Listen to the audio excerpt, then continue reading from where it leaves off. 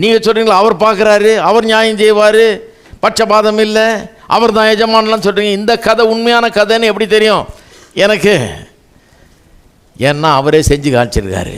வானத்தையும் பூமியும் உண்டாக்கின சர்வ வல்லமுள்ள தேவன் இந்த பூமிக்கு வந்து நம்ம கீழே கடந்தோம் பாருங்கள், உதவாமல் இருந்தோம், நாம் தகுதியற்றவர்களாக இருந்தோம், நமக்காக அவர் கல்வாரி சிலுவையில் மரித்து நமக்காக சேவை செய்தார். கீழே இருக்கிறவனுக்கு பெரிய பாஸ் எப்படி சேவை செய்யணுன்றதை அவர்கிட்ட தான் கற்றுக்கணும். பாஸாக இருக்கிறவங்க நம்ம கீழே இருக்கவனுக்கு நம்ம சேவை செய்யும்போது அந்த நம்முடைய பாஸுடைய தன்மையே நம்ம வெளிப்படுத்துகிறோம். இந்த ஆண்டவராக இயேசுனுடைய அந்த குணத்தையே நம்ம வெளிப்படுத்துகிறோம். அவர் அப்படி தான், ஆகவே நானும் அப்படித்தான் அதை வெளிப்படுத்துகிறோம்.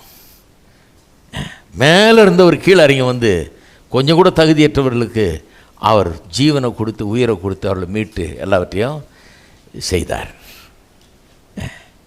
கீழே இருக்கிறவன் எப்படி மேலே இருக்கிறவருக்கு செய்யணும், அதையும் அவர்கிட்ட கற்றுக்கலாம்.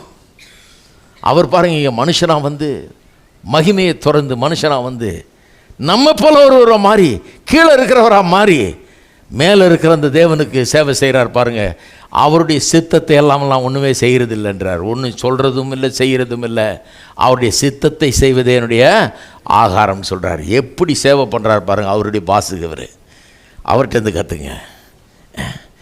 அப்போ கீழே இருக்கிறவன் மேலே இருக்கிறவருக்கு செய்யலாம், மேலே இருக்கிறவன் கீழே இருக்கிறவனுக்கு சேவை செய்யலாம்.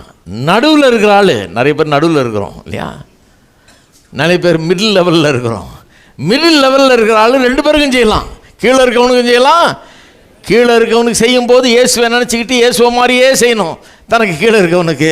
மேலே இருக்கவனுக்கு செய்யும்போது இயேசுவை நினச்சிக்கிட்டு இயேசு மாடலையே பின்பற்றி இயேசுவை போலவே செய்ய வேணும். செஞ்சீங்கன்னா இந்த உலகம் இயேசுவை காணும், இயேசுவனுடைய மகிமையை காணும், எல்லாமே மாறும். அந்த மாற்றத்துக்கு நீங்களும் நானும் காரணமாக இருப்போம். கர்த்தர் உங்களை ஆசீர்வதிப்பார்.